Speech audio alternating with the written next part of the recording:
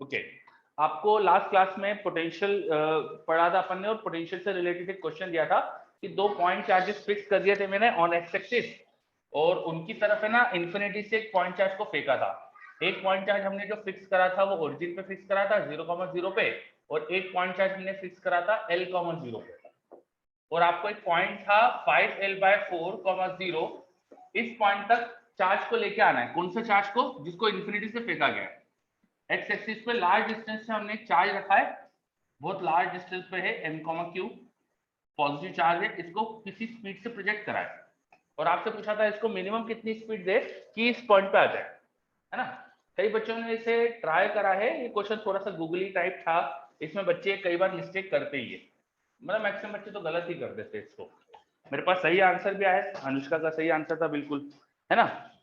इसमें लॉजिक क्या लगता है बच्चों, इसमें आपको ध्यान देना था कि एक चार्ज पॉजिटिव दिया था मैंने, this was I think +2q, और ये वाला नेगेटिव था, दिस वाज -q, है ना। आपने प्लस माइनस का ध्यान दिया होगा ऑफकोर्स।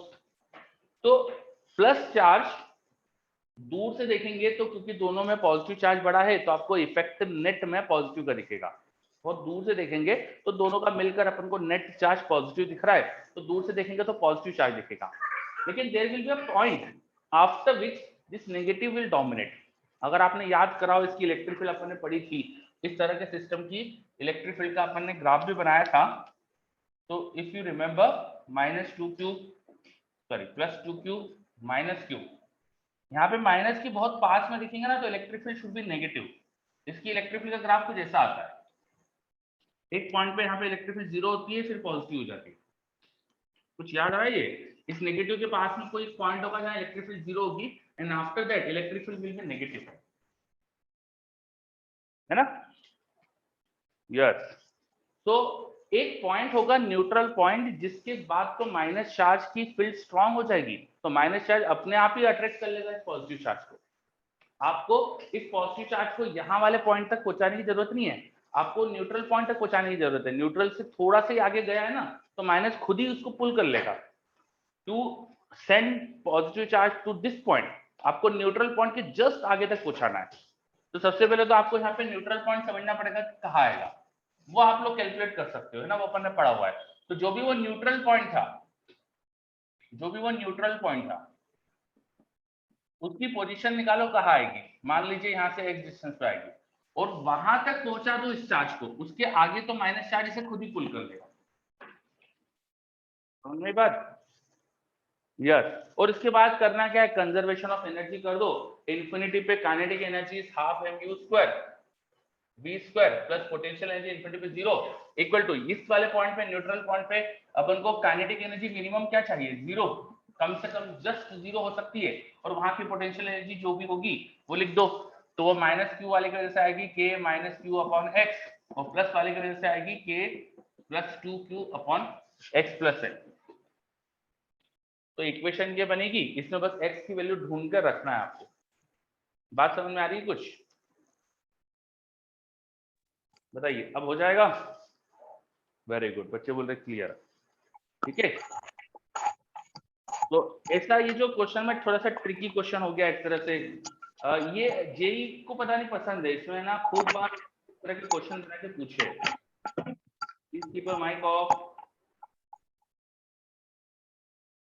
चलो ठीक है, यस, ऐसे क्वेश्चन कई बार मिलते हैं हमको।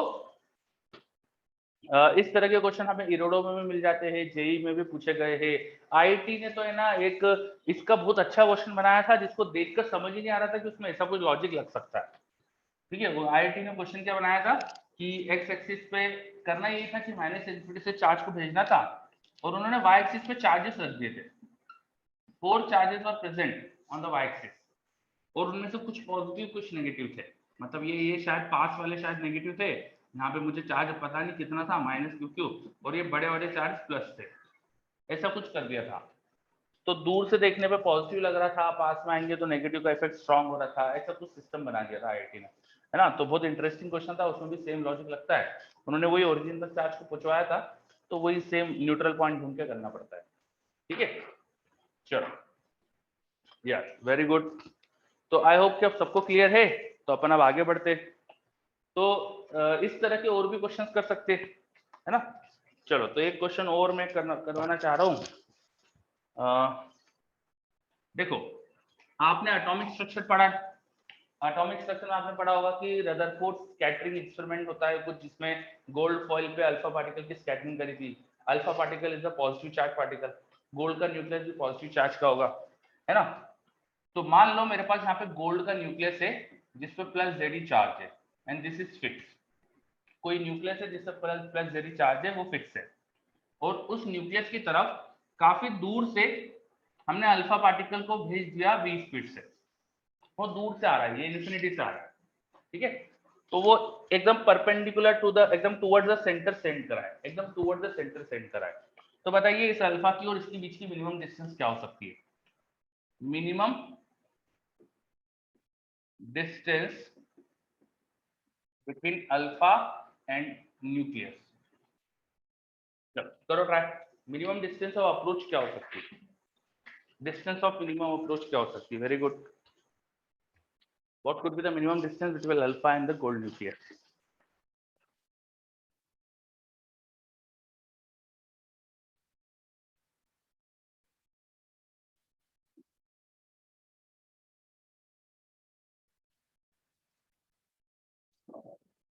तो पुराना हटा रहा क्वेश्चन में।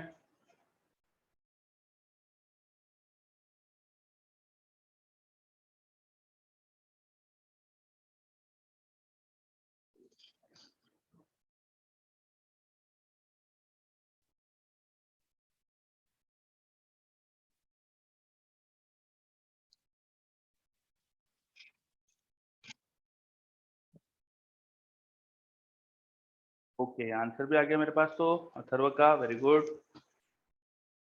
तो हम कभी आ गया, क्वेश्चन रिपीट कर देता हूँ। There is an alpha particle which is projected with a speed v towards a stationary gold nucleus.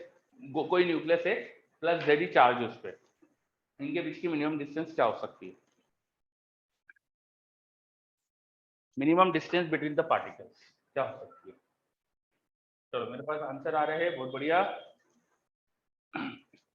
करना क्या है, बस वही, जब ये अल्फा पार्टिकल मिनिमम डिस्टेंस से पहुंचेगा तो इसकी स्पीड 0 हो जाएगी यहाँ पर, है ना, क्योंकि अब स्पीड बचेगी तो और पास में आता है। तो at the minimum separation speed of alpha with respect to this gold nucleus will be 0। तो यहाँ अपन एनर्जी कंजर्वेशन कर सकते हैं। शुरू में बहुत दूर से फेंका था तो वहाँ काइनेटिक एनर्जी रहेगी, पोटेंशियल 0 हो जाएगी, और यहाँ पोटेंशियल हो जाएगी, काइनेटिक 0 और पोटेंशियल हो जाएगी के न्यूक्लियस पे चार्ज अल्फा का charge which will be plus 2e upon distance between them which is r minimum. तो यहाँ से देखो आर मिनिमम आ गया, it should be 2k z square upon mv square. कितना आसान सा क्वेश्चन था, है ना। चलो, तो जिनकी भी छोटी मोटी मिस्टेक है देख लीजिए। यस, यहाँ पे 2e इलेक्ट्रॉन का चार्ज है ना, तो यहाँ 4e हो जाना चाहिए, 4 हो जाना चाहिए यहाँ पे, सॉरी। यस, क्योंकि इलेक्ट्रॉन का चार्ज यहाँ पे अल्फा का चार्ज 2e था, अल्फा का चार्ज 2e था, इसलिए यहाँ 4 हो जाना चाहिए, बिल्कुल सही है ना। चलो, तो इसी तरह का एक क्वेश्चन और करते हैं अपन। I have alpha and Li2 positive, Li let's say 3 positive ion, lithium का न्यूक्लियस उठा के रख दिया यहाँ पे अपन ने, लिथियम का न्यूक्लियस उठा के रख दिया। लिथियम में चार्ज ही आई थिंक मुझे लगता है कि न्यूक्लियस पे प्लस थ्री चार्ज होता है, मतलब लिथियम का न्यूक्लियस है ना। ये उठा के रख दिया, इनके बीच की डिस्टेंस पहले बहुत ज्यादा थी, और अल्फा को किसी v स्पीड से भेज दिया toward the lithium nucleus, alpha को v स्पीड से भेज दिया toward the lithium nucleus. Alpha का जो मास होगा आप वो 4 टाइम मास ऑफ प्रोटॉन ले सकते हो, और लिथियम में I think 6 time mass of proton ले सकते हो, है ना। लिथियम का मास हो जाएगा 6 टाइम मास ऑफ प्रोटॉन उसका, क्योंकि न्यूक्लियस में 3 प्रोटॉन 3 न्यूट्रॉन होंगे, तो ये ले सकते हो, ठीक है। बहुत दूर से पहले अल्फा को v स्पीड से फेंक दिया toward the lithium, and it is also movable, वो फ्री नहीं, वो फ्री है मूव करने के लिए, वो फिक्स नहीं है, ठीक है। चलो, इनकी मिनिमम डिस्टेंस क्या आ सकती है बताओ, what could be minimum distance? Minimum distance इनके बीच की क्या आ सकती है? मिनिमम डिस्टेंस ऑफ अप्रोच क्या हो सकती है बताइए?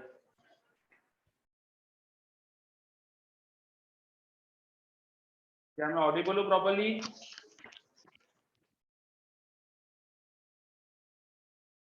यस, बच्चे बोल रहे यस। तो सभी बच्चे बोल रहे हैं मेरी आवाज तो प्रॉपर आ रही है।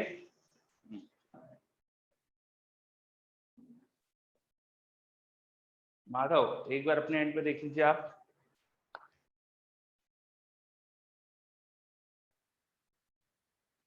रचित कर सकते हो, बिल्कुल सही, ऐसा कर सकते हो आप। Initial distance between them is very large, बहुत दूर से फेंका गया है ना। Alpha was very far at very far distance from एलाई न्यूक्लियस, और टुवर्ड द न्यूक्लियस ही फेंका है इसको। ठीक है, करो मिनिमम डिस्टेंस क्या आएगी।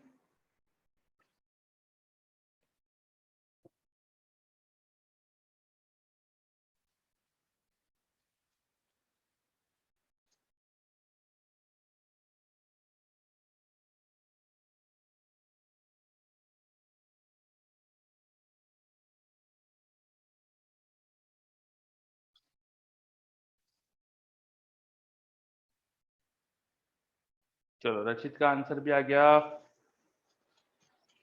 तो हम ट्राई करो बेटा।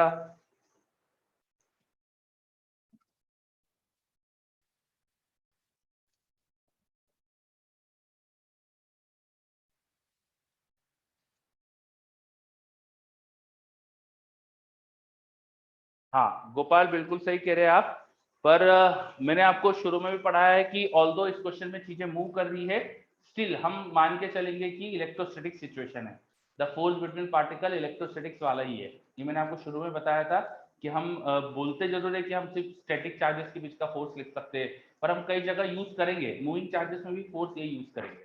ठीक है, चलो।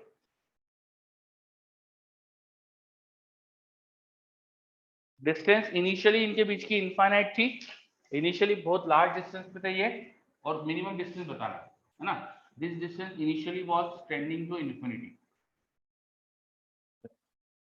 तो लिथियम भी मूव करने के लिए फ्री था, थोड़ी देर बाद ऐसा कुछ हो सकता है कि अल्फा और लिथियम कुछ ऐसी सिचुएशंस पे आ गए, ये अल्फा और लिथियम, और इनके बीच की डिस्टेंस आर मिनिमम है।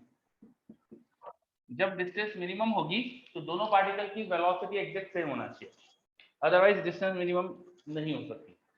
अगर ये मिनिमम है तो उसका रेट ऑफ चेंज जीरो होना चाहिए, इसका रेट ऑफ चेंज जीरो, दो पार्टिकल के बीच की डिस्टेंस का रेट ऑफ चेंज, वो वेलोसिटी ऑफ सेपरेशन या वेलोसिटी ऑफ अप्रोच लिख सकते हैं, और वो जीरो ही होना चाहिए at the time when r is minimum, है ना। तो वेलोसिटी ऑफ सेपरेशन जीरो होने के लिए दोनों की वेलोसिटी एकदम आइडेंटिकल जैसी दिखनी चाहिए मुझे, along the line joining them तो आइडेंटिकल होना चाहिए। तो वो वेलोसिटी मान लेते हैं, चलो यू हो गई। मोमेंटम कंजर्वेशन से यू निकाल सकते, इनिशियल मोमेंटम था 4mu 4mv, initial velocity 4mv, और बाद में मोमेंटम हो जाएगा 4 और 6 10mu। तो यहाँ से u तो आ गया देखो 2/5 टाइम v आ जाएगा, 2/5 टाइम v आ गया। उसके बाद एनर्जी कंजर्वेशन कर लो, इनिशियल केवल अल्फा की काइनेटिक एनर्जी थी half m v square equal to, और इनिशियल पोटेंशियल थी नहीं, इन्फिनिटी डिस्टेंस थी, बाद में काइनेटिक एनर्जी कितनी हो जाएगी हाफ, दोनों एक ही स्पीड से चल रहे हैं तो एक जैसा पार्टिकल मान लेता हूँ, यू स्क्वायर कर देना, प्लस पोटेंशियल एनर्जी के दोनों पे चार्ज, एक पे +3 एक पे +2e अपॉन डिस्टेंस मिनिमम। ये इक्वेशन बना सकते हैं अपन एनर्जी कंजर्वेशन की, बस इसको थोड़ा अरेंज कर लीजिए, आर मिनिमम आ जाएगा। आ रहा है लॉजिक समझ में? Momentum conservation plus energy conservation, ये मोमेंटम कंजर्वेशन की इक्वेशन और ये एनर्जी कंजर्वेशन की equation. By this equation u आ गया, u को यहाँ सब्स्टिट्यूट करो तो v के फॉर्म में इक्वेशन बचेगी, इससे r मिनिमम निकाल सकते हैं। अब इसको करने का एक और तरीका, रिड्यूस मास से भी हो सकता है। जब भी दो पार्टिकल के बीच की डिस्टेंस की बात करी जाए ना, तो रिड्यूस मास से भी कर सकते हैं। एक पार्टिकल के रिस्पेक्ट में दूसरे को देख लो, एक के रिस्पेक्ट में दूसरे को देख लो, एक के ऊपर बैठ जाओ और दूसरे को देखो, है ना। तो उनके बीच की डिस्टेंस मतलब एक से दूसरे की डिस्टेंस तो होगी, है ना। तो let's observe the system with lithium, lithium के रिस्पेक्ट में देखते हैं। तो जब भी हम रिड्यूस मास से जब भी हम किसी एक पर बैठ जाएंगे, लिथियम पे जैसे बैठ गया, तो क्योंकि लिथियम एक्सेलरेटिंग फ्रेम था, वो मूव कर रहा था देखो, है ना। तो हम एक्सेलरेटिंग फ्रेम में तो हमें लगाना चाहिए सीडो फोर्स, पर सीडो फोर्स ना लगाते हुए रिड्यूस मास यूज कर लो, ऐसा भी कर सकते हैं अपन। We can observe the situation with respect to L I particle, तो उसके रिस्पेक्ट में दूसरे पे हमको लगाना चाहिए सीडो फोर्स, पर सीडो फोर्स मत लगाओ, उसका मास बदल दो तो भी सेम रिजल्ट आता है, बिकॉज यहाँ पे कोई एक्सटर्नल फोर्स नहीं है। तो अब एल आई को फिक्स मानेंगे, और हमारा जो अल्फा पार्टिकल है वो इनिशियल रिलेटिव स्पीड वी थी इनिशियल, तो रिलेटिव तो वी दिखेगी अभी भी, ठीक है। इनिशियली इनकी रिलेटिव स्पीड वी थी, तो अभी भी वी दिखेगी एल आई के रिस्पेक्ट में देखेंगे तो इनिशियल सिस्टम ऐसा दिखेगा। और मास चेंज कर देना, अल्फा का मास रिड्यूस मास ले लेना। रिड्यूस मास क्या होता है, दोनों के मास का प्रोडक्ट डिवाइड बाय मास का सम। तो ये रिड्यूस मास निकाल लेना, क्या जाएगा, तो 24m अपॉन 10m, ये 2.4m आ जाएगा, है ना। दोनों के मास का रिड्यूस मास निकाल दिया पाएगा, ठीक है। तो रिड्यूस मास का कॉन्सेप्ट क्या बोलता है, एक के रिलेटिव दूसरे को देख लो, एक के रिलेटिव दूसरे को देखेंगे तो you should ideally apply pseudo force, because this particle is also moving, it is also accelerating. But क्योंकि सिस्टम में कोई एक्सटर्नल फोर्स तो है नहीं, इनका आपस का इंटरनल फोर्स है, तो यहाँ अपन है ना एक के रिस्पेक्ट में से दूसरे को देखते, तो instead of applying pseudo force हम उसका मास बदल दे तो भी चीजें सेम हो जाएगी। तो उसका मास बदल दिया देखो मैंने, ठीक है। अब जब ये मिनिमम डिस्टेंस पे आएगा रिलेटिव टू लिथियम, उसकी स्पीड 0 हो जाएगी, तो एनर्जी कंजर्वेशन लगा लो।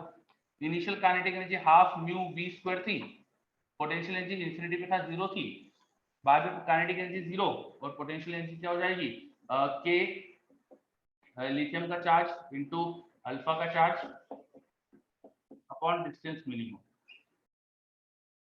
ये इस तरीके से भी कर सकते हैं। यहाँ पर बस आपको ये म्यू सही सही लिखना है, आपको बी की वैल्यू डालना है, और देखो एक ही इक्वेशन यहाँ काम हो जाएगा। आ रहा है समझ में। हार्दिक बोल रहा है ग्रेविटेशनल पोटेंशियल एनर्जी भी हो सकती है दोनों की। अरे इलेक्ट्रोस्टैटिक पोटेंशियल एनर्जी के कंपेयर में जीपी बिल्कुल छोटी सी हो जाती है, उसको निगलेक्ट कर सकते हो, है ना। उसका कोई सिग्निफिकेंस नहीं रहेगा इसके सामने, इलेक्ट्रोस्टैटिक पोटेंशियल एनर्जी के सामने। चलो, ये लॉजिक समझ में आया, रिड्यूस मास से कैसे करा अपन ने, इसमें कोई भी डाउट किसी को। वेरी गुड, बच्चे मुझे बोल रहे क्लियर है। कब लगाते रिड्यूस मास का कॉन्सेप्ट, कब नहीं लगाते, ये पता है अच्छे से। कब लगा सकते रिड्यूस मास का कॉन्सेप्ट, जल्दी से बताओ। जब भी एक पार्टिकल को दूसरे के रिस्पेक्ट में देखो, है ना, किसी को दूसरे के रिस्पेक्ट में देखो, और ये दो का ही सिस्टम है, यहाँ पर जो भी फोर्सेस थे उनके इंटरेक्शन के फोर्स ही थे, उसके अलावा कोई फोर्स था ही नहीं। यहाँ पर इन दोनों में आपस के इंटरेक्शन का फोर्स है, उसके अलावा कोई फोर्स है ही नहीं सिस्टम में।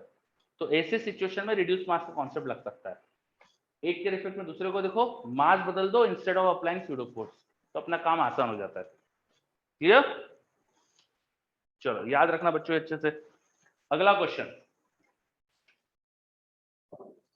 नेक्स्ट क्वेश्चन, ये हटा रहा हूं मैं इधर।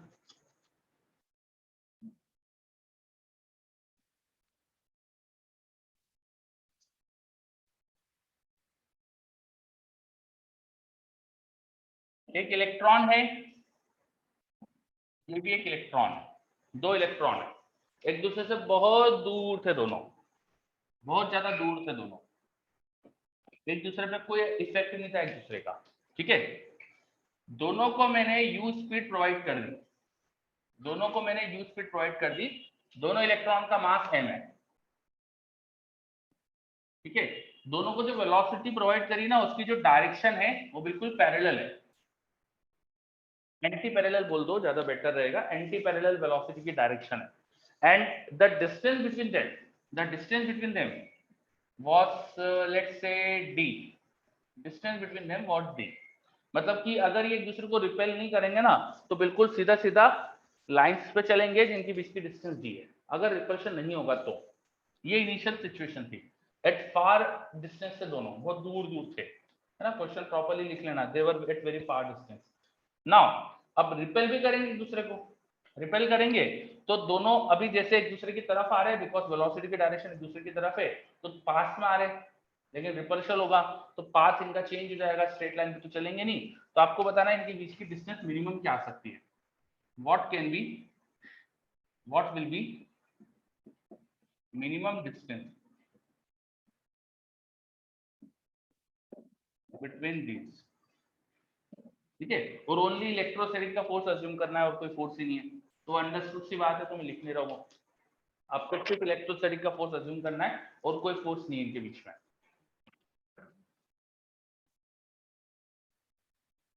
क्वेश्चन समझ लो अच्छे से, पहले बहुत दूर दूर से two electrons are projected towards each other from very last separation with the velocities anti-parallel and having distance d between their line of action, line of motion.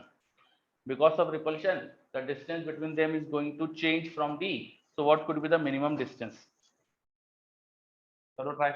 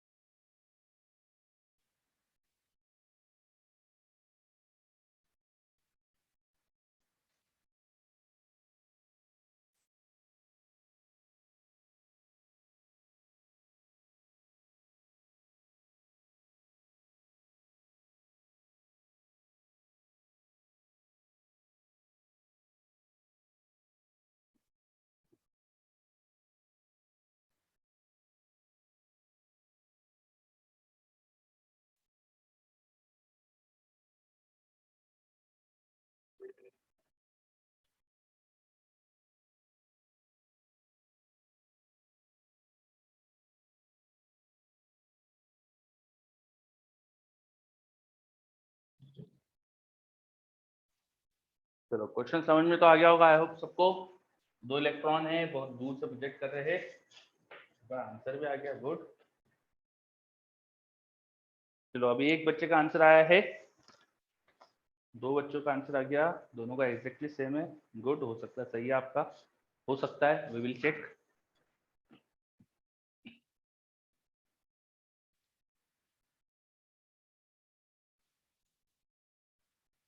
जुबान देखते,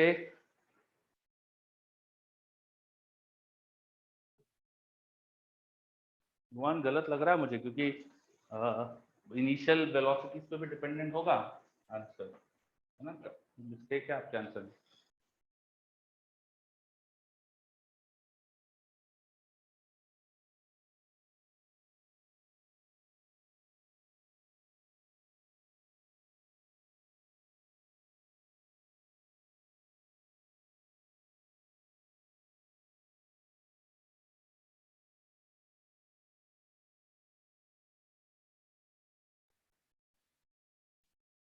क्वेश्चन इज वेरी इजी अगर आप इसे trick से करो, ये reduce mass वाले concept से करो, रिड्यूस मास के कॉन्सेप्ट से करोगे तो बहुत इजी है,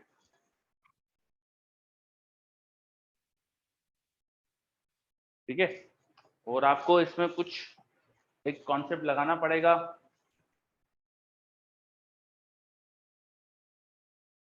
देखते हैं कौन क्रैक करता है।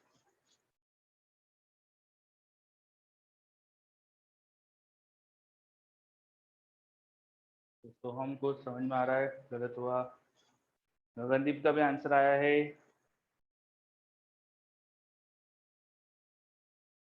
माधव नहीं, यस, वेदांत ने सही बोला है, वेदांत ने कुछ कहा है, Vedant can you speak it out loud, तो बोल सकते हो आपने क्या कहा था? Sir angular momentum conservation. Yes, हाँ, है ना, Samyak, yes, angular momentum conservation and answer is too long to type, अच्छा ठीक है, एंगुलर मोमेंटम कंजर्वेशन लगाना पड़ेगा, बिल्कुल सही, ठीक है। करने का तरीका वही सबसे आसान रहेगा कि एक के रिस्पेक्ट में दूसरे को देखो, जैसे यहाँ करा था, तो किसी एक को फिक्स मान लो और उसके रिस्पेक्ट में देखो, तो मैं इसी डायग्राम में मान ले रहा हूँ कि मैंने किसी एक के रिस्पेक्ट में दूसरे को देखा है विद रिस्पेक्ट टू, चलो उसके रिस्पेक्ट में देख लेते हैं, इसको नाम दे देते हैं अपन second electron, with respect to second electron, इसको देखो, तो पहली चीज तो इसकी स्पीड क्या दिखेगी, सेकेंड इलेक्ट्रॉन के रिलेटिव वेलोसिटी क्या दिखेगी, 2u दिखेगी ना, है ना, उसके रिलेटिव जब देखेंगे तो वेलोसिटी 2u दिखेगी ना, पहली चीज तो ये समझो अच्छे से, ठीक है। अब वो तो फिक्स दिखेगा, वो तो मूव करते हुए नहीं दिखेगा, तो ये तो आपको यहीं बैठा हुआ दिखेगा। इसका पाथ अगर बनाएंगे तो इसका पाथ कुछ ऐसा होना चाहिए, रिपल्शन की वजह से ऐसा चले जाएगा, कर्व हो जाएगा पाथ इसका, है ना। बीच में कोई एक लोकेशन आएगी यहाँ पर जहां पर path is perpendicular to this electron, ये 90 डिग्री हो गया। अब वो मेरे पास बोर्ड की स्पेस थोड़ी कम पड़ रही है तो मान लो 90 डिग्री है। ऐसा कुछ कर्व्ड पाथ होगा एक इलेक्ट्रॉन का, और उस कर्व्ड पाथ पे एक पोजीशन होगी, दैट पोजीशन को यहाँ से ज्वाइन करने पे जो लाइन आएगी वो पाथ की बिल्कुल 90 पर है, तो ये होगी minimum distance. This should B minimum distance, ठीक है। तो मिनिमम डिस्टेंस की पोजीशन पर भी इस इलेक्ट्रॉन की कुछ स्पीड तो बचेगी, यहाँ पर स्पीड जीरो नहीं है, स्पीड हो जाएगी पाथ की टेंजेंट के अलाउंग, मान लेते वो v है, वहां पर स्पीड v है, ठीक है। और उस लोकेशन पे जो स्पीड होना चाहिए वो परपेंडिकुलर टू दिस रेडियस होना चाहिए, दिस डिस्टेंस होना चाहिए आर मिनिमम के परपेंडिकुलर, तभी आर मिनिमम का रेट ऑफ चेंज फिर से जीरो होगा। क्लियर? बस अब अपन क्या क्या कर सकते हैं, इसको एनर्जी कंजर्वेशन की इक्वेशन लगा सकते हैं। शुरू में एनर्जी क्या थी, काइनेटिक एनर्जी थी half m u square, velocity जो कि रिलेटेड टू उसका स्क्वायर। ये एम क्या लोगे, मास क्या लगा दे यहाँ पे, रिड्यूस मास होना चाहिए, दोनों के मास सेम है तो रिड्यूस मास m/2 आ जाएगा। रिड्यूस मास होता है दोनों के मास का प्रोडक्ट अपन दोनों के मास का सम, तो देखो m/2 आएगा, मास ऑफ इलेक्ट्रॉन का हाफ आ जाएगा। ये initial kinetic energy plus initial distance infinite थी तो पोटेंशियल एनर्जी जीरो हो जाएगी क्योंकि बहुत दूर दूर से दोनों। बाद में काइनेटिक एनर्जी हो जाएगी half reduce mass is m/2 into u square v square plus potential energy r minimum distance है तो k e into e upon r minimum. ये अपना एनर्जी कंजर्वेशन की इक्वेशन आ गई। अब प्रॉब्लम है यहाँ पर v भी आ रहा है, तो v कैसे निकालेंगे, एंगुलर मोमेंटम कंजर्वेशन, बिकॉज जो भी इस पार्टिकल की वजह से यहाँ फोर्स लगेगा ना, it is always along r, r के अलोंग है, तो r के अलोंग होने से टॉर्क ऑफ दैट जीरो, ठीक है। तो torque about second electron on first electron is zero. Torque zero तो एंगुलर मोमेंटम कंजर्व कर सकते हो, क्या लॉजिक समझ में आ रहा है। बस एंगुलर मोमेंटम कंजर्वेशन कर लो, तो इनिशियल एंगुलर मोमेंटम कितना था m two u into d, finally कितना होगा m नहीं सॉरी रिड्यूस मास लेना चाहिए आपको, m/2 लिखना चाहिए, वैसे कोई फर्क नहीं पड़ेगा वो कैंसिल होने वाला है। फाइनल होगा m/2, वेलोसिटी वहां पे v है और डिस्टेंस r मिनिमम, तो यहाँ से हमको समझ में आ रहा है कि 2ud अपॉन r मिनिमम ये v है, तो ये v की जो वैल्यू आ गई वो यहाँ सब्स्टिट्यूट करो और r मिनिमम की इक्वेशन आ जाएगी। तो ये इक्वेशन क्या बनती है, देखो 4u square m into 4u square minus ये इधर लेके आओगे टर्म, ये वाला टर्म इधर लेके आओगे, अच्छा ये बाय 2 है यहाँ पे 4u नहीं बचेगा, सॉरी mu स्क्वायर बचेगा ओनली यहाँ पे सिर्फ, और ये आएगा मेरे पास m/4 v स्क्वायर हो जाएगा 2ud स्क्वायर कर ही देता हूँ ना, 4u square d square upon r minimum का square, this is equal to k e square upon r minimum. तो r मिनिमम के फॉर्म में देखो एक क्वाड्रेटिक बन रही है, r मिनिमम का स्क्वायर है, r मिनिमम है, तो उसको अगर r मिनिमम स्क्वायर से मल्टीप्लाई कर लो you will get an quadratic, ठीक है। ये आ रहा है mu स्क्वायर r मिनिमम का स्क्वायर, ये टर्म बाद में लिखूंगा, पहले इसको लिख लेता हूँ, माइनस के square into r minimum minus this term will become 4mu square by 4 से 4 कैंसिल कर दो, mu d स्क्वायर, बस ये वाला टर्म बचेगा equal to 0। So there is a quadratic in terms of r minimum. After solving this, you will get r minimum. बोलो, चलो बुराउद्दीन बोल रहा है समझ नहीं आया, बेटा क्या समझ नहीं आया, कैन यू बी स्पेसिफिक, क्या आपको एनर्जी कंजर्वेशन लिखते नहीं आया, क्या आपको ये पॉइंट समझ नहीं आ रहा है कि जो फोर्स होगा it is always along r,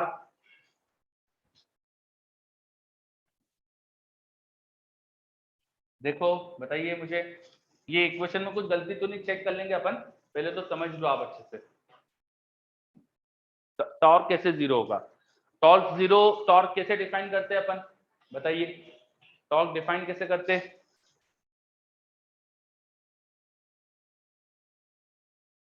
browsing torque कैसे डिफाइन करते हैं? F into R perpendicular, this is shortcut, this is not the definition of torque. Torque होता है R क्रॉस F, टॉर्क होता है R cross F, R vector और F vector का cross product. अब R और F पैरेलल है तो cross product 0। If two vectors are parallel then their cross product is 0। ठीक है, if two vectors are parallel then their cross product should be 0, है ना। चलो, तो बिकॉज इलेक्ट्रॉन्स के बीच का जो फोर्स होगा वो हमेशा इलेक्ट्रॉन्स को ज्वाइन करने वाली लाइन के अलोंग ही लगेगा, ऐसा। तो आर वेक्टर भी ऐसा, एफ वेक्टर भी ऐसा, तो टॉर्क 0। ठीक है, चलो इक्वेशन में चेक कर लेता हूं, मेरे से कोई गलती तो नहीं हुई है। तो एम यू स्क्वायर आएगा, यहाँ पर सही लिखा है। ये वाला टर्म मैंने इधर आके माइनस में करा था, एम बाय 2 वी स्क्वायर। अच्छा, ये बाय 4 था यहाँ पे। ओके ठीक है, तो यहाँ पर एक यू स्क्वायर आएगा, है ना, बिकॉज दिस 4 से 4 कैंसिल हो गया था। ठीक है, बी स्क्वायर, और अब सही हो गया होगा आई थिंक। ठीक है, जो छोटी मोटी गलती थी वो सही कर दिया अपन। चलो, यस, ओके। और सोहम बोल रहा है सेंट्रल फोर्सेस का टॉर्क हमेशा 0 होता है। इट्स नॉट नेसेसरी भैया, आप टॉर्क किस पॉइंट के अबाउट निकाल रहे हो उस पर डिपेंडेंसी होगी। आप अगर जिस पॉइंट की तरफ फोर्स लग रहा है, जिस पॉइंट से अवे फोर्स लग रहा है उसके अबाउट देखोगे तो 0 आएगा, और किसी और पॉइंट के अबाउट आ सकता है टॉर्क। तो ऐसा जनरल स्टेटमेंट नहीं बना सकते कि सेंट्रल फोर्सेस का टॉर्क 0 होगा हमेशा। किधर से देख रहे हैं वो भी तो डिपेंडेंट होता है। Yes, very good. आया क्वेश्चन ये सबको क्लियर? अब इसके आगे का काम मैं आप पे छोड़ रहा हूँ।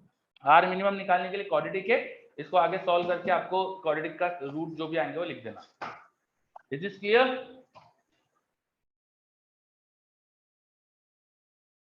तो देखो ये एक अच्छा एग्जांपल है कि कितना ज्यादा 11th क्लास का यूज हो जाता है हमारे पास 12th में भी। ठीक है, चलो हमने काफी क्वेश्चंस कर लिया, वर्क एनर्जी थ्योरम वगैरह ये सब लगा के।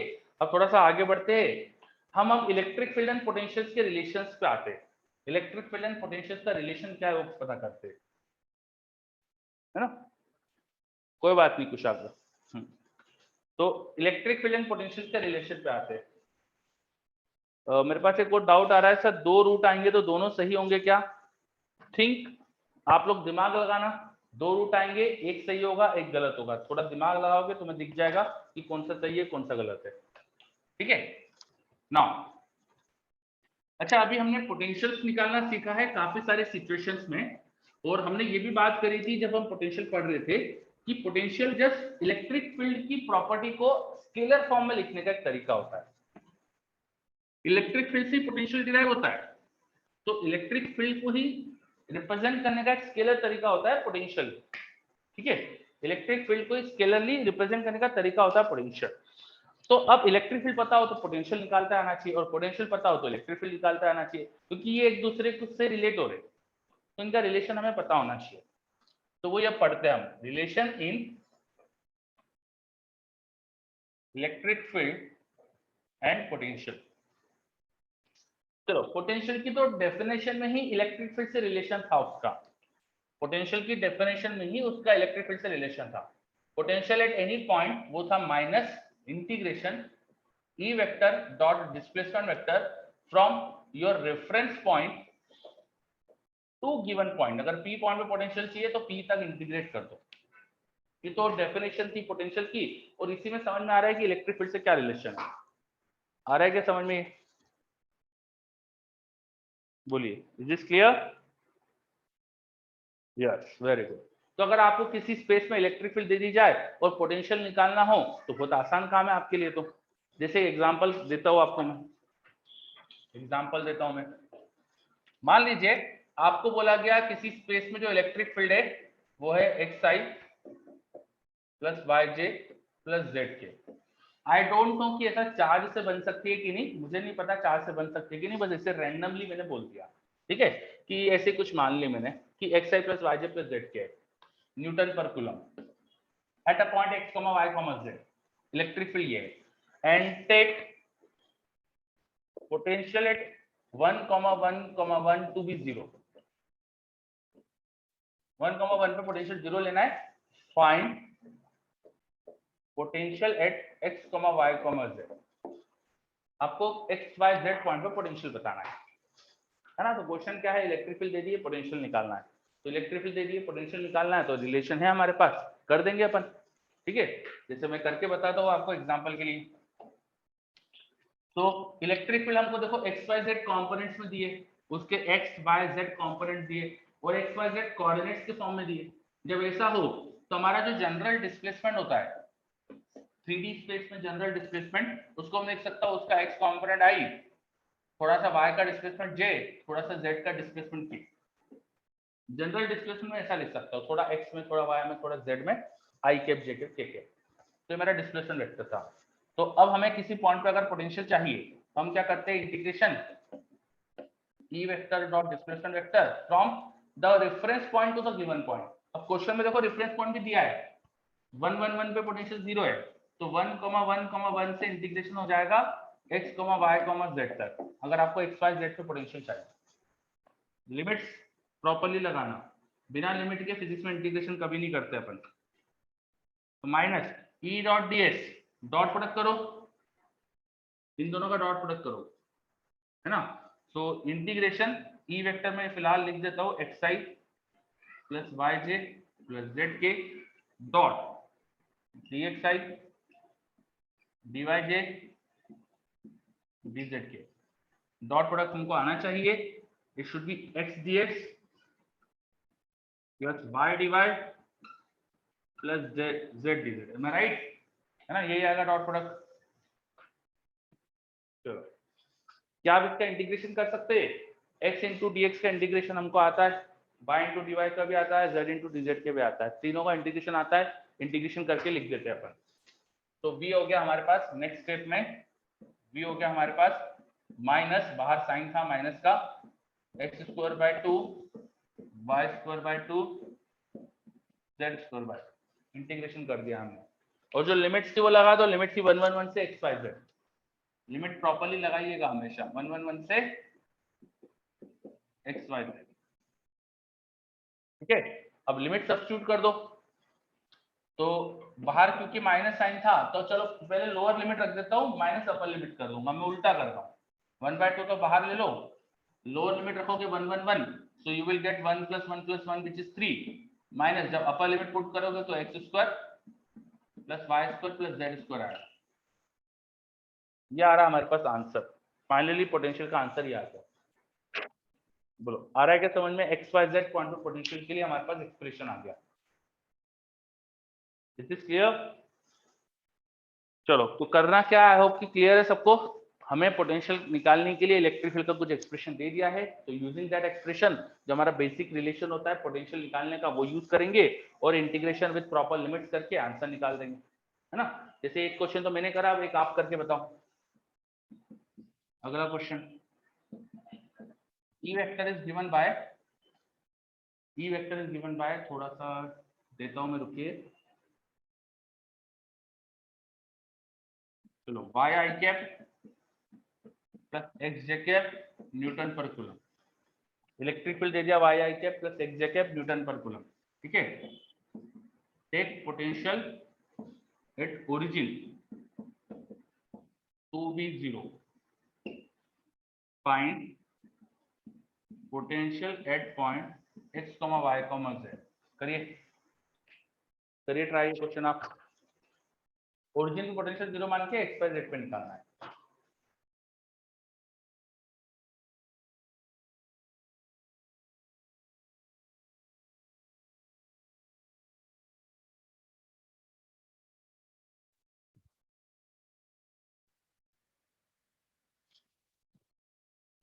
तो आंसर भी आ गया मेरे पास, तो बहुत बढ़िया। कुछ बच्चों ने साइन की गड़बड़ करी है आंसर में, कुछ बच्चों का सही आंसर है।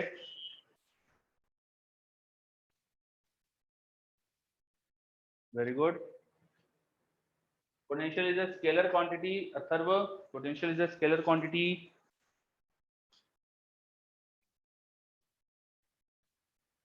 तो यहाँ अगर पोटेंशियल निकालने जाएंगे, माइनस साइन आता है पोटेंशियल की डेफिनेशन में, ध्यान रखिएगा, माइनस इंटीग्रेशन, ये electric field vector dot displacement vector, तो उसका डिस्प्लेसमेंट से डॉट प्रोडक्ट करोगे तो आएगा y dx plus x dy, limit 0,0 से x y z। ठीक है, अब y dx plus x dy जो होगा इसका इंटीग्रेशन आपको याद होना चाहिए, this is from product rule, इसको dxy लिख सकते हैं अपन, this can be written as d of xy, this can be written as d of xy by product rule. ये y को छोड़ा x का डिफरेंशिएशन प्लस x को छोड़ा y का डिफरेंशिएशन लिखा हुआ है, मतलब y into x का डिफरेंशिएशन लिखा हुआ है ये, तो ये d of xy, ठीक है। बस इसको 0 0 से x y z लिमिट लगा दो, तो लिमिट लगाओगे तो आंसर आ जाएगा माइनस में x y, this should be the answer. Limit उसका इंटीग्रेशन हो जाएगा एक्स वाई और लिमिट लगा के आंसर ये आ जाएगा माइनस एक्स वाई। आ रहा समझ में?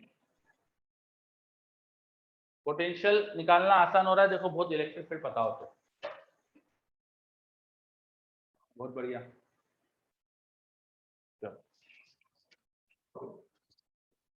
अब अगला पॉइंट ये बताओ, किसी स्पेस में अगर इलेक्ट्रिक फील्ड जीरो है, किसी स्पेस में इलेक्ट्रिक फील्ड जीरो है तो पोटेंशियल का क्या होगा? किसी स्पेस में इलेक्ट्रिक फील्ड जीरो है तो पोटेंशियल का क्या होगा? वैभव का सही आंसर, सम्यक का भी सही आंसर, सोहम का भी सही आंसर, वेरी गुड। बुराउद्दीन गलत है। चलो, किसी स्पेस में इलेक्ट्रिक फील्ड जीरो है तो पोटेंशियल का क्या होगा? Potential won't change, potential will be constant. Potential क्या था? इलेक्ट्रिक फील्ड का इंटीग्रेशन था, ये जीरो है तो रेफरेंस पॉइंट से गिवन पॉइंट तक जीरो हो जाएगा, इंटीग्रेशन जीरो हो जाएगा, मतलब potential is constant, potential constant. क्योंकि ये इक्वेशन पोटेंशियल डिफरेंस की होती है, पोटेंशियल एट अ पॉइंट वो होता है पोटेंशियल उस पॉइंट का माइनस पोटेंशियल रेफरेंस पॉइंट का, है ना, ये एक्सप्रेशन आता है। और अगर ये जीरो आ गया इसका मतलब जो रेफरेंस का पोटेंशियल है वही पी का पोटेंशियल है। अब रेफरेंस का पोटेंशियल किसी ने जीरो नहीं लिया था, मान लो 2 वोल्ट ले लिया, 4 वोल्ट ले लिया, कुछ ले लिया, 5 वोल्ट 10 वोल्ट कुछ कह लिया, तो यहाँ पर भी 10 वोल्ट आ जाएगा। ये एक्सप्रेशन जीरो होने का मतलब ये नहीं होता कि पोटेंशियल जीरो है, इसका मतलब ये होता है जो रेफरेंस का पोटेंशियल है वही पी पॉइंट का पोटेंशियल है। रेफरेंस का पोटेंशियल इट्स नॉट नेसेसरी कि हमेशा जीरो लिया जाए, कोई बोल सकता है रेफरेंस का पोटेंशियल 10 वोल्ट है तो यहाँ 10 वोल्ट तो यहाँ भी 10 वोल्ट, तो इलेक्ट्रिक फील्ड जीरो का मतलब पोटेंशियल जीरो नहीं होता, इसका मतलब ये होता है कि पोटेंशियल कांस्टेंट है, एवरीवेयर इज सेम, ठीक है। If E vector in a region is zero, it means potential is constant in that space। ये याद रखिएगा बहुत अच्छे से, इसमें बच्चे बहुत गड़बड़ करते हैं, जहां भी इलेक्ट्रिक फील्ड जीरो कई बार जल्दबाजी में बोल देते हैं पोटेंशियल जीरो, पोटेंशियल जीरो नहीं बोलेंगे, पोटेंशियल कांस्टेंट बोलेंगे। Yes, very good. चलो, तो ये पॉइंट सबको आई थिंक क्लियर है ना। अब इलेक्ट्रिक फील्ड अगर किसी स्पेस में कांस्टेंट हो जाए तो, इलेक्ट्रिक फील्ड कांस्टेंट हो तो क्या करेंगे? अब निकालते हैं अपन potential difference in uniform electric field. Potential difference in uniform electric field, भाई पोटेंशियल निकालने का प्रोसेस चल रही है तो उसमें अपन ने नया केस ले लिया, potential difference in uniform electric field. किसी स्पेस में इलेक्ट्रिक फील्ड यूनिफॉर्म है तो पोटेंशियल डिफरेंस कैसे निकालेंगे वो समझते हैं। मान लीजिए कि ये मेरी इलेक्ट्रिक फील्ड लाइंस थी, in uniform electric field lines will be parallel and equidistant। अब मुझे कोई दो पॉइंट का पोटेंशियल डिफरेंस चाहिए, पॉइंट ए से पॉइंट बी का पोटेंशियल डिफरेंस चाहिए। कैसे निकाला जाता है potential difference? Potential of B minus potential of A, उसकी डेफिनेशन होती है minus integration E vector dot displacement vector from initial point to final point, ये डेफिनेशन होती है, ठीक है, ध्यान दीजिएगा। अब ई तो कांस्टेंट है, so you can take that e vector out because that is constant, so इसको ऐसा भी लिख सकता हूं मैं, e वेक्टर बाहर लेके, माइनस साइन तो ऑलरेडी था, e वेक्टर बाहर ले गया, डॉट डिस्प्लेसमेंट में इंटीग्रेशन हो जाएगा a to b, because electric field vector was constant तो उसको मैंने बाहर ले लिया, तो e वेक्टर डॉट डिस्प्लेसमेंट का इंटीग्रेशन आ गया। नाउ डिस्प्लेसमेंट का इंटीग्रेशन a to b, वो सीधा a से b का वेक्टर हो जाएगा, छोटे छोटे डिस्प्लेसमेंट ए से बी तक ऐड करोगे तो सीधा ए से बी का वेक्टर मिलेगा हमको। तो now potential difference, potential of B minus potential of A is becoming minus E vector dot A to B vector, ठीक है। और यहाँ से एक चीज ये समझ में आ रही है कि अगर इलेक्ट्रिक फील्ड के अलोंग जाएंगे, डिस्प्लेसमेंट और इलेक्ट्रिक फील्ड बिल्कुल सेम डायरेक्शन में हुए मान लो, तो माइनस साइन है तो पोटेंशियल ड्रॉप होगा। तो ये चीज अपन को अच्छे से याद रखना है। Potential drops, potential decreases in direction of electric field. अगर आप इलेक्ट्रिक फील्ड के अलोंग चलेंगे तो पोटेंशियल ड्रॉप होगा, उल्टा जाओगे तो पोटेंशियल बढ़ेगा। ठीक है, और पोटेंशियल ड्रॉप लिखना है 2 पॉइंट के बीच का, तो E dot displacement, electric field इधर है तो डिस्प्लेसमेंट इसी डायरेक्शन का ले लो। आप अगर ये एंगल थीटा बोलते हैं इलेक्ट्रिक फील्ड की डायरेक्शन के साथ, तो देखो ये आ जाएगा E A B cos theta. This should be minus E का मैग्नीट्यूड, ए बी का magnitude into cos theta. And what is A B cos theta? वो ये डिस्प्लेसमेंट हो जाएगा इलेक्ट्रिक फील्ड के अलोंग डिस्प्लेसमेंट। तो ये हो जाएगा हमारे पास minus E into displacement along electric field, minus E into displacement along electric field. X के साथ लिखा है मैंने अलोंग इलेक्ट्रिक फील्ड। चलो यस, और इलेक्ट्रिक फील्ड के परपेंडिकुलर कांस्टेंट हो जाएगा, बिल्कुल सही है ना। और मेरे पास कुछ डाउट आ रहा है, लास्ट स्टेटमेंट का मतलब समझ नहीं आया। लास्ट स्टेटमेंट मतलब ये potential decreases in direction of electric field. भैया इलेक्ट्रिक फील्ड के डायरेक्शन में चलोगे अगर तो बाहर माइनस साइन है तो पोटेंशियल देखो नेगेटिव आएगा। नेगेटिव मतलब चेंज इन पोटेंशियल नेगेटिव, मतलब पोटेंशियल ड्रॉप हो रहा है। तो पोटेंशियल का चेंज नेगेटिव मतलब पोटेंशियल डिक्रीज हो रहा है, समझे? इज दिस क्लियर युवान?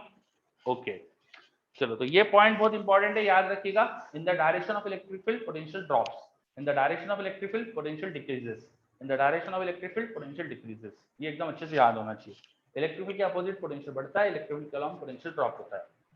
चलो, एंड इलेक्ट्रिक फील्ड के परपेंडिकुलर जाएंगे तो potential difference will be zero, dot product zero हो जाएगा, है ना। तो यूनिफॉर्म इलेक्ट्रिक फील्ड का पोटेंशियल डिफरेंस निकालना सीखा अपन। चलो, तो इलेक्ट्रिक फील्ड से पोटेंशियल निकालना आ गया अपन को। Is this clear? Electric field से पोटेंशियल निकाल सकते हो आसानी से आप। आगे बढ़े,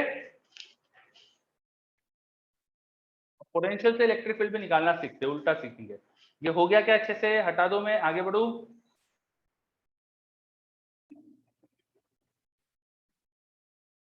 okay, very good. Now let's move to the next point.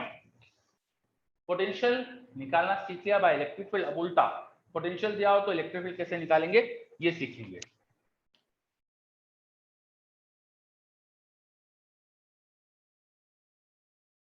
ठीक है, मान लो किसी पॉइंट का पोटेंशियल दिया है।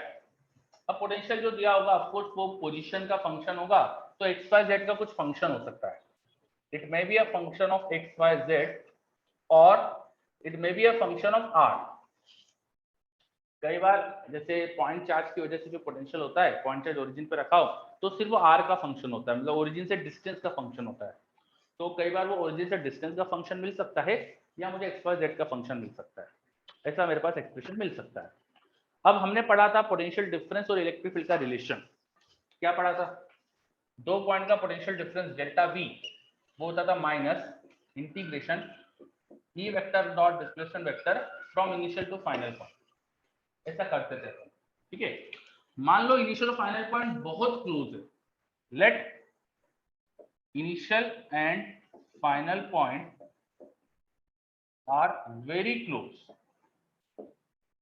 बहुत पास में पॉइंट है, तो डेल्टा वी को सिर्फ डीवी लिख सकता हूं, और बहुत ही क्लोज पॉइंट है तो इलेक्ट्रिक फील्ड लगभग लगभग कांस्टेंट ही हो जाएगी।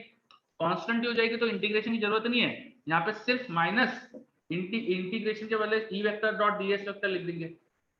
डिस्प्लेसमेंट तो अभी भी छोटा ही होगा डीएस का, क्योंकि दो बहुत क्लोज पॉइंट है ना। तो एक तरह से इलेक्ट्रिक फील्ड क्योंकि यूनिफॉर्म जैसे दिखेगी तो ई डॉट डीएस कर दिया मैंने, तो ये एक्सप्रेशन आ जाएगा अगर इनिशियल और फाइनल पॉइंट बहुत क्लोज है तो। क्या ये समझ में आया आपको? देखिए अच्छे से, इसमें कोई डाउट तो बताओ मुझे। मैंने बोला कि इनिशियल और फाइनल पॉइंट बहुत क्लोज है, तो वेरी क्लोज दो पॉइंट है तो उसके बीच में electric field won't change much, उसको मैं लगभग लगभग कांस्टेंट जैसा मान सकता हूं। दैट्स व्हाई कांस्टेंट जैसा माना तो ई डॉट डीएस कर दिया मैंने। चलो, आई होप कि सबको क्लियर है पॉइंट ये।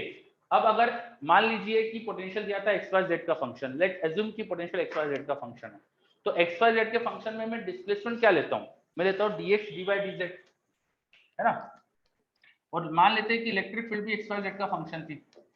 ई वेक्टर उसका कुछ एक्स कंपोनेंट था इंटू आई कैप थी, उसका कुछ वाई कंपोनेंट था इंटू जे कैप थी, उसका कुछ जेड कंपोनेंट था इंटू के कैप थी। ई वेक्टर इस तरह का एक्सप्रेशन था। डिस्प्लेसमेंट वेक्टर हम मान लेते हैं उसका x d s i d y j और डी जेड के, ऐसा लिख देते हैं। चलो ये उठा के यहाँ लिख देते हैं। तो dv it should become minus ex dx dy dy ez dz। सही बात है क्या? इलेक्ट्रिक फील्ड के साथ डिस्प्लेसमेंट का डॉट प्रोडक्ट मुझे एक्सप्रेशन दे देगा।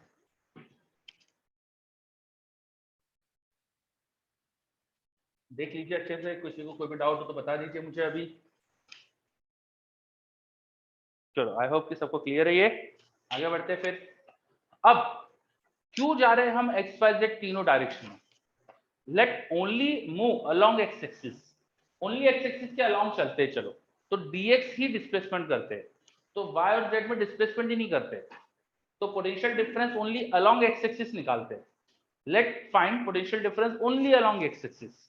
ठीक है, तो मैं क्या बोल रहा हूं यहां पे आगे, लेट गो इन एक्स डायरेक्शन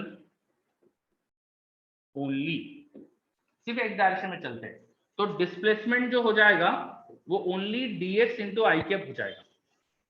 मुझे नहीं जाना y और z डायरेक्शन में, फिलहाल केवल x में चल के पोटेंशियल डिफरेंस देख रहा हूँ क्या है ना, पोटेंशियल का x में डिफरेंशिएशन देख रहा हूँ।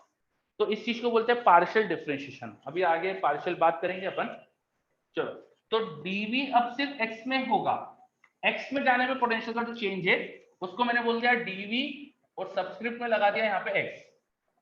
ये सब्सक्रिप्ट में x लगाने से क्या समझ में आ रहा है कि केवल x में जा रहा हूं मैं, x में मूवमेंट से पोटेंशियल का चेंज लिख रहा हूं, इसलिए मैंने dvx लिखा।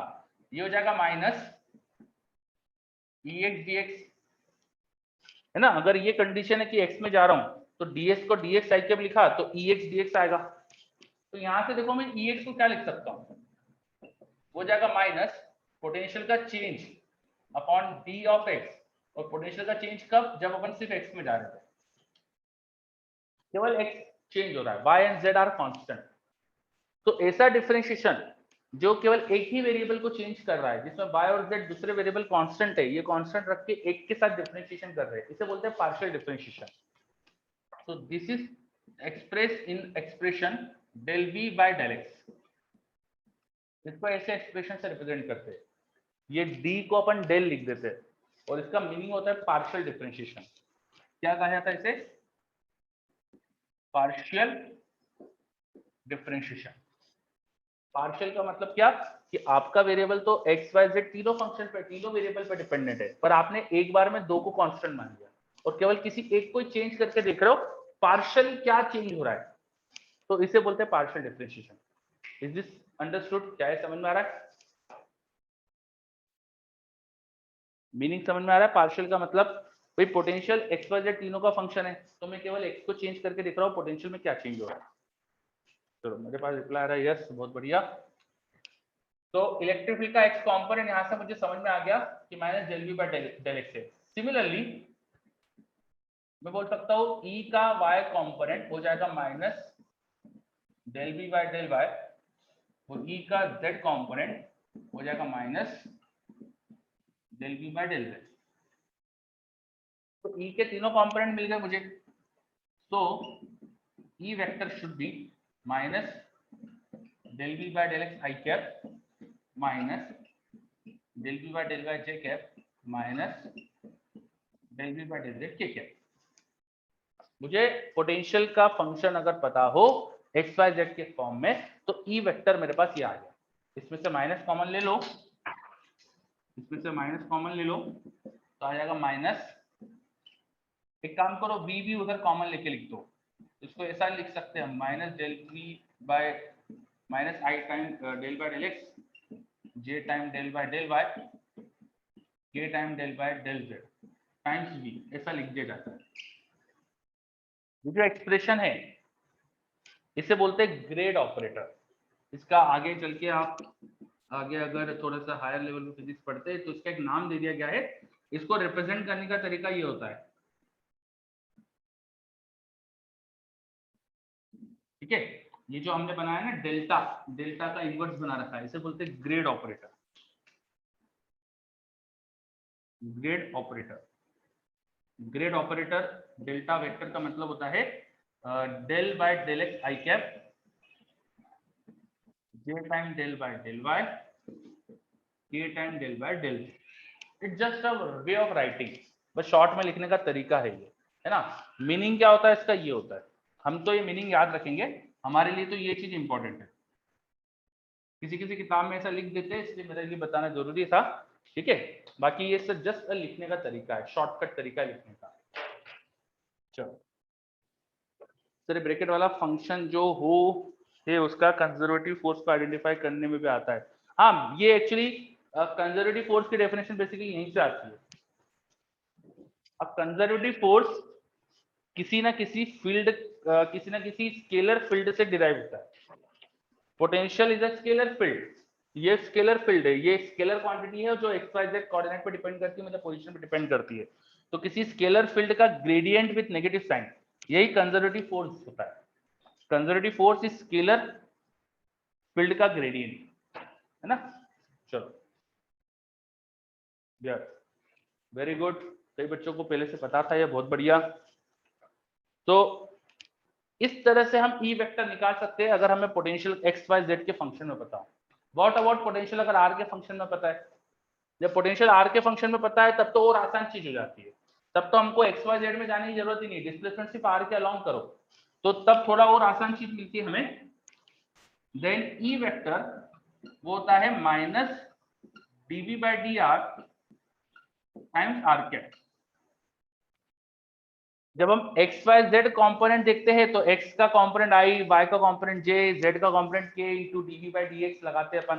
वहां पे DV by D R into केवल एक डायरेक्शन में आर के अलोंग इलेक्ट्रिक फील्ड होगी, इसलिए ये एक्सप्रेशन आ जाता है।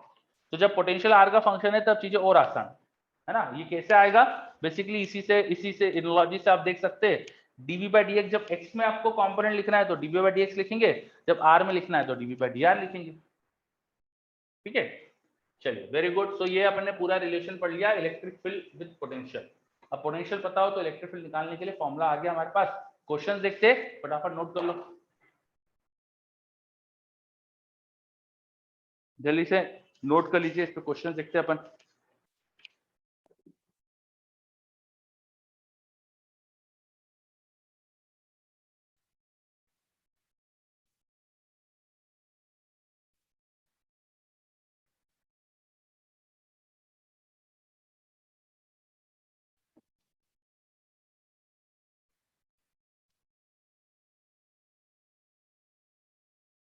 पूरा पूरा की पूरा डब्ल्यूपी में सारी चीजें होती है।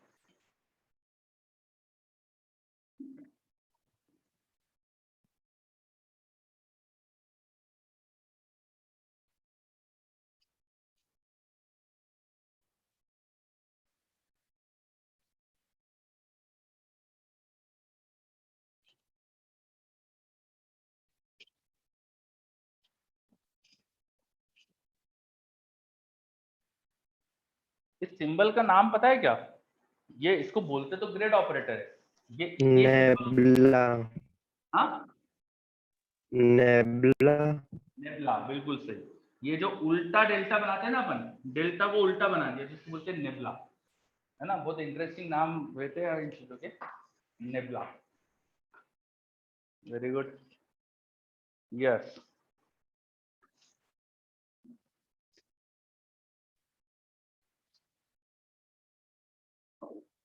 तो ये सब चीजें बहुत फैंसी लगती है, बट 12th लेवल पे, जेई के लेवल पे, जेई कभी नहीं पूछती ऐसी चीजें। जेई के बारे में ये बात तो मानना पड़ेगी, they stick to their domain. वो हमेशा 12th लेवल में जो सिलेबस है ना उसके अंदर ही रिस्ट्रिक्ट कर लेते हैं खुद को, क्वेश्चन उसी में बहुत अच्छे बना देते वो। चलो ये सब हो गया, नोट हटा दो। तो शुरू का तो हो ही गया होगा आई थिंक। कुछ क्वेश्चंस करते हैं अपन।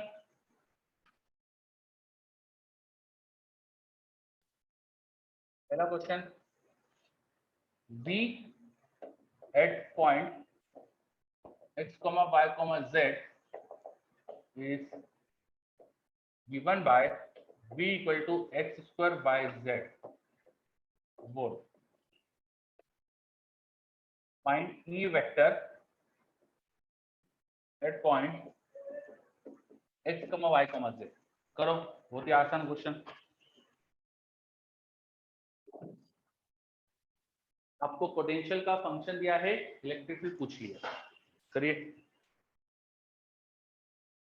पोटेंशियल का फंक्शन दिया है, इलेक्ट्रिक फील्ड पूछ लिया। वैभव गलत है, जल्दबाजी मत करा करो बच्चों।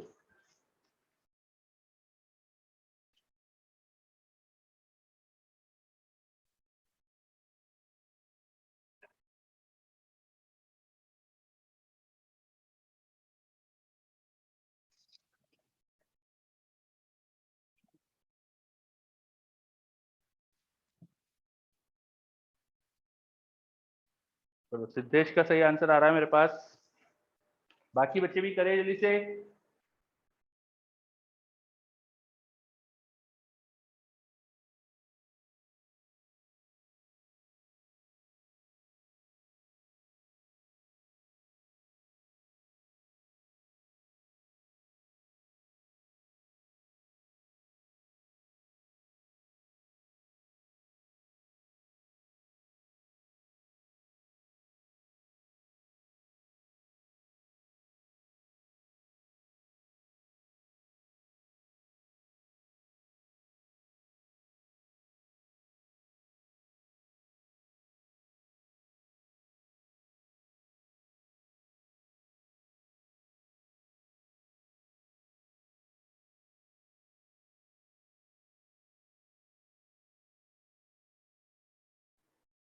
बहुत बढ़िया, मैक्सिमम बच्चों ने मुझे सही जवाब दिया है।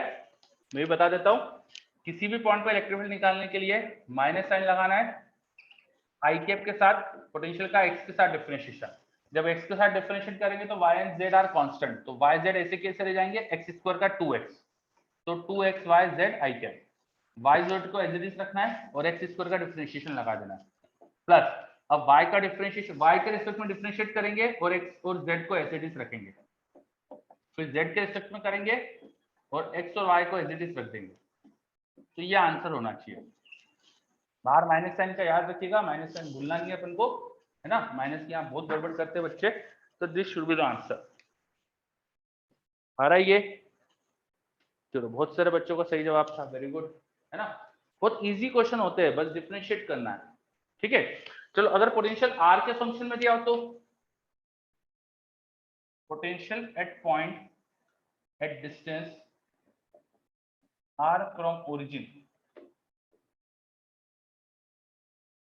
वो दे दिया। मैंने आपको माइनस कुछ फंक्शन बना के दे देता हूं, let's say minus k p by r square point E vector at 1,1,1 करो।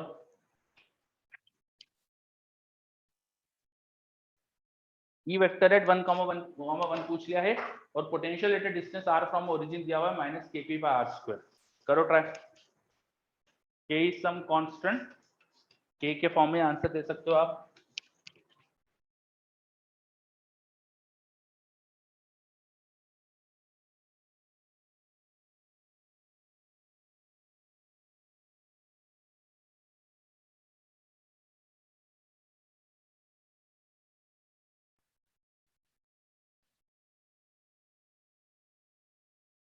P is some constant, P का क्यों टेंशन ले रहे हो आप? P is some constant। चलो, मेरे पास रिप्लाई आ गया, वेरी गुड वैभव। देखते,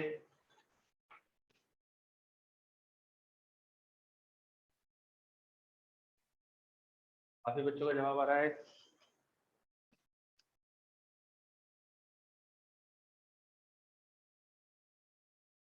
मैंने वेक्टर पूछा है, remember answer should be in vector, electric field is a vector.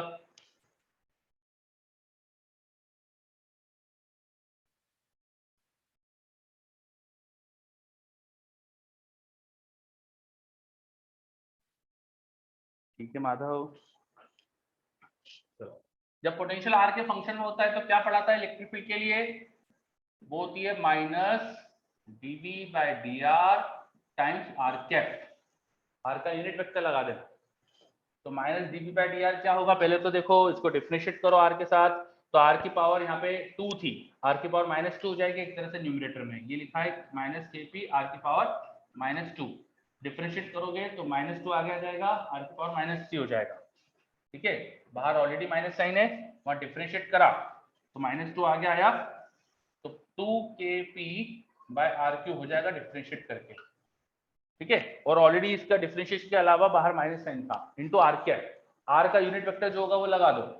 तो मुझे 1,1 पॉइंट पे देखना है ना, तो 1,1 पॉइंट का यूनिट वेक्टर क्या होगा, it should be i plus j plus k by √3, और 1,1 पॉइंट पे r क्या होगा, r should be √3 at 1,1 point.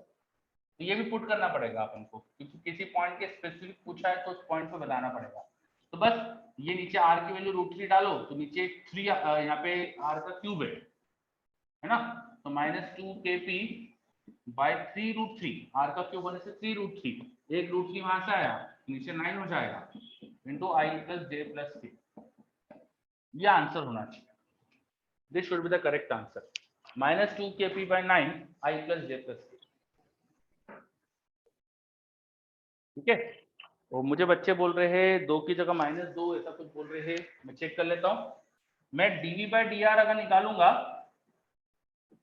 तो -kp, यहाँ पे ऑलरेडी एक माइनस साइन दिया था, तो -kp, और r की पावर -2 का डिफरेंशिएशन करेंगे तो -2 इंटू r की पावर -3, तो ये आएगा 2kp बाय r।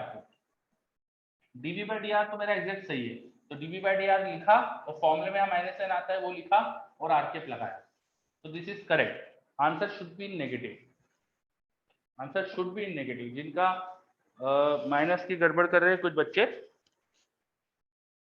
ठीक है, चलो वेरी गुड, ओके। तो अपन ने पोटेंशियल से फील्ड निकालना भी सीख लिया है ना। अच्छा, ये पोटेंशियल जो है वो, उसको डिफरेंशिएट करके हम इलेक्ट्रिक फील्ड निकाल रहे हैं, and differentiation also means slope, तो स्लोप ऑफ पोटेंशियल का ग्राफ वो हमें इलेक्ट्रिक फील्ड दे देगा, slope of v versus x graph, किसी ने पोटेंशियल x के साथ ग्राफ बना के दे दिया अपन को, v वर्सेस x का किसी ने ग्राफ दे दिया, तो ये क्या देगा, v वर्सेस x ग्राफ का स्लोप क्या देगा आपको, बताइए जल्दी से, अच्छे से बोलना। वेरी गुड सर्वेश, सर्वेश का सही आंसर आया अभी मेरे पास, सर्वेश के अलावा सबका गलत है, सर्वेश के अलावा सबका गलत है।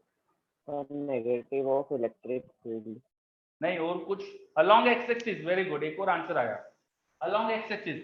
भैया v वर्सेस x का ग्राफ है ना, तो v वर्सेस x का ग्राफ का स्लोप क्या होगा, dv बाय dx, और उसमें नेगेटिव लगाओगे तो ex मिलता है ना, ex याद करो -dv बाय dx था, तो स्लोप का नेगेटिव लगाना है, और इलेक्ट्रिक फील्ड का एक्स कंपोनेंट मिलेगा, y j नहीं मिलेंगे आपको, ठीक है।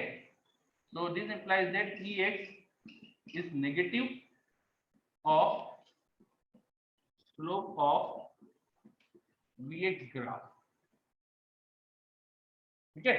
तो आप तो एक चीज ध्यान रखना है, स्लोप का नेगेटिव करना है तो इलेक्ट्रिक फील्ड आएगी, और वो भी एक्स कंपोनेंट ही आएगा, सिर्फ y और z नहीं आएंगे। तो इसमें बच्चे कई बार ये मान लेते हैं कि पूरी इलेक्ट्रिक फील्ड आ जाती है, तो गलत हो जाता है उनका, पूरी इलेक्ट्रिक फील्ड नहीं मिलती हमको, सिर्फ इलेक्ट्रिक फील्ड का एक्स कंपोनेंट मिलता है, ठीक है, वेरी गुड। चलो, तो इस पे बेस भी क्वेश्चन मिल सकते हैं अपन को, जैसे मैं क्वेश्चन बता देता हूँ एक आपको,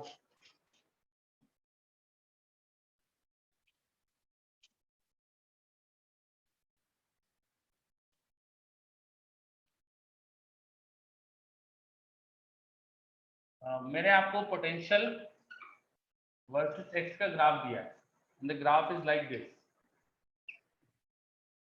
ग्राफ इज लाइक दिस,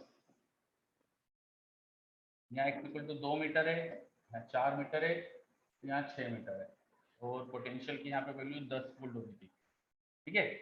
चलो, draw graph of E vector along x axis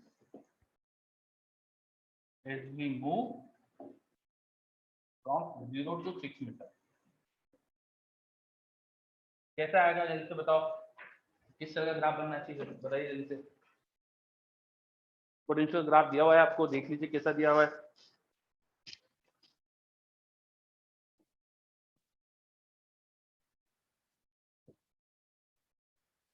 yes, discontinuous बनेगा, वेरी गुड।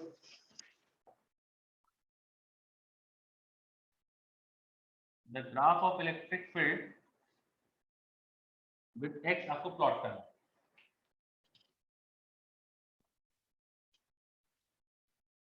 राघव ने अच्छा चीज बना के दी, सर्वेश नहीं, राघव सर्वेश वैसे गलत है दोनों,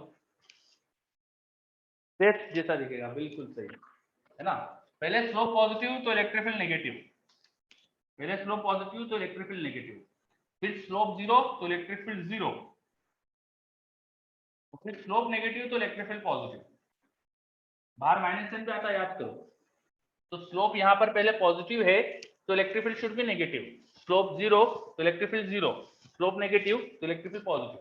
और स्लोप कितना होगा 10/2 5।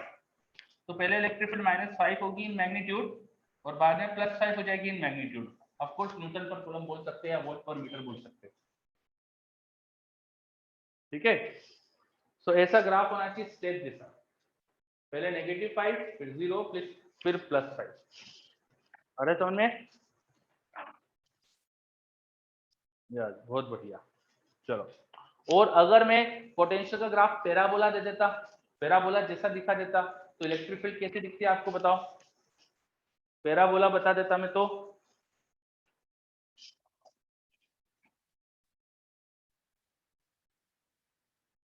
मैं ग्राफ बना के पूछता हूँ आपसे, चलिए। पोटेंशियल का graph versus x is a parabola like this ना। ये exactly y equal to x square जैसा पैराबोला है, एग्जैक्टली मैंने बता दिया, it is exactly v equal to x square जैसा पैराबोला है। तो बताओ जल्दी से इलेक्ट्रिक फील्ड कैसी दिखती है।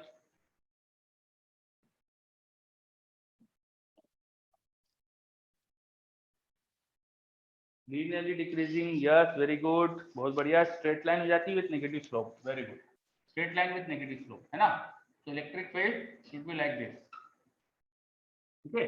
यहाँ पे dv/dx का नेगेटिव लगा के तुम ex तो निकाल ही सकते हो ना, क्योंकि फंक्शन पता है, तो फंक्शन ही पता है, तो आ जाएगा -2x, बस -2x का स्ट्रेट लाइन बना देना। This should be the graph of electric field with x, very good, ठीक है, बहुत बढ़िया। चलो, तो ये हमने पढ़ा कैसे अपन पोटेंशियल से इलेक्ट्रिक फील्ड निकाल सकते हैं, इलेक्ट्रिक फील्ड से पोटेंशियल निकाल सकते हैं, दोनों के रिलेशन वाली चीजें सब देख ली।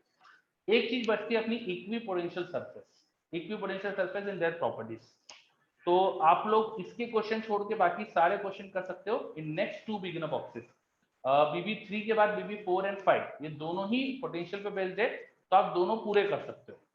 एक दो क्वेश्चन अटक सकते for of course equipotential surface नहीं पढ़ी इसलिए, तो अपन इक्विपोटेंशियल सरफेस नेक्स्ट क्लास में पढ़ लेंगे।